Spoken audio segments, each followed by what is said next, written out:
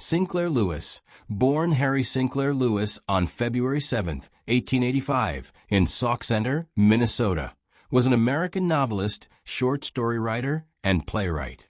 He was the third son of Edwin J. Lewis, a stern and pragmatic country doctor, and Emma Kermott Lewis, a gentle and cultured woman who died when Sinclair was 6 years old.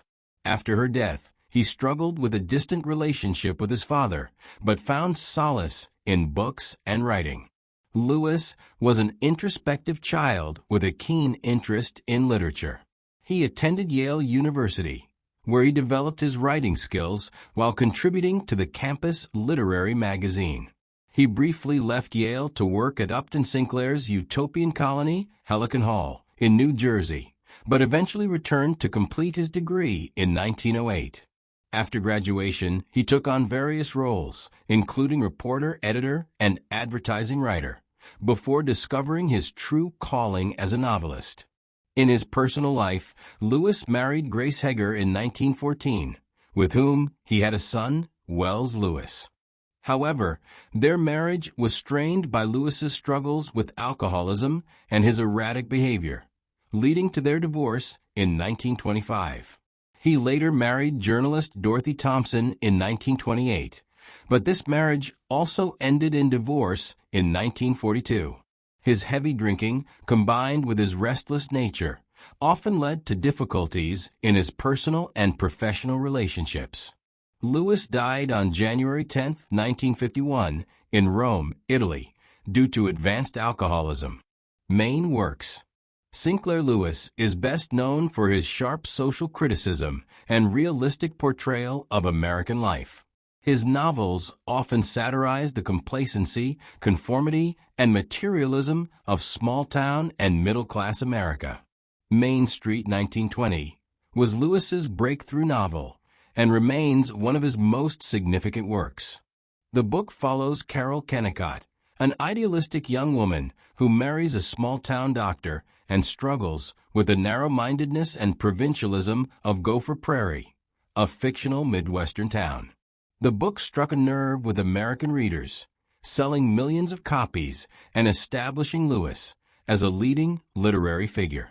In Babbitt 1922, Lewis paints a biting portrait of George Babbitt, a real estate salesman in Zenith, a fictional city representing typical middle-class America.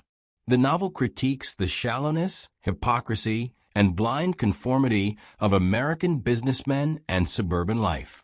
The term Babbitt even entered the English lexicon as a synonym for a narrow-minded, materialistic businessman.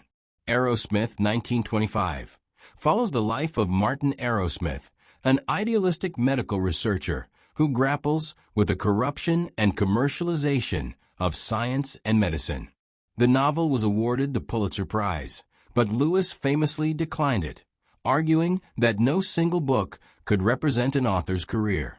One of Lewis's most controversial works, Elmer Gantry, 1927, satirizes religious hypocrisy by depicting a corrupt and opportunistic evangelical preacher. The novel outraged many religious groups, but was a commercial success, solidifying Lewis's reputation as a fearless social critic.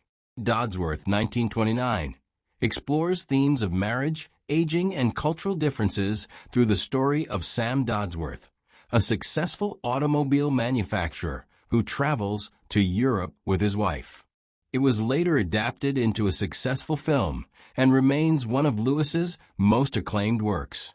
A political novel that warns of the dangers of fascism, It Can't Happen Here, imagines an America where a populist demagogue rises to power and establishes a totalitarian regime. The book gained renewed interest in modern times due to its relevance in discussions of political authoritarianism, anecdotes, and controversies. Lewis's life was filled with fascinating and often eccentric moments that reflected his rebellious nature and literary genius. He was notorious for his restless spirit and rarely settled in one place for long. He traveled extensively across the United States and Europe, often staying in hotels and rented houses. This transience reflected his inability to form lasting personal connections, a theme that frequently appeared in his writing. In 1930, Sinclair Lewis became the first American to receive the Nobel Prize in Literature. In his bold acceptance speech, he criticized American society and the literary establishment. Rather than basking in the honor, Lewis used the platform to challenge the complacency and lack of critical thought in American writing. When Aerosmith was awarded the Pulitzer Prize for Fiction in 1926, Lewis rejected the honor, arguing that the Pulitzer focused too much on works that celebrated American values rather than critically examining them. His decision shocked many in the literary world, but cemented his reputation as an independent thinker. Throughout his career, Lewis was no stranger to controversy. His sharp critiques of American society, religious institutions, and political systems often provoked strong reactions. Main Street angered many readers, especially those from the Midwest, who felt Lewis had unfairly ridiculed small-town life. Some critics accused him of being too harsh and cynical, while others praised his willingness to expose the flaws of American society. Religious groups condemned Elmer Gantry for its portrayal of fraudulent and corrupt preachers. Many churches called for bans on the book, and Lewis received numerous threats from outraged readers. Despite the backlash, the novel became one of his most popular works. Conclusion: Sinclair Lewis was a literary giant whose works dissected American society with wit, satire, and realism. His novels challenged conventional norms, exposed societal flaws, and inspired admiration and controversy. Main Street, Babbitt, and Elmer Gantry continue to be studied and discussed, ensuring Lewis's legacy as a fearless critic of his time. His work reminds us of the power of literature to question, provoke, and illuminate the world in which we live.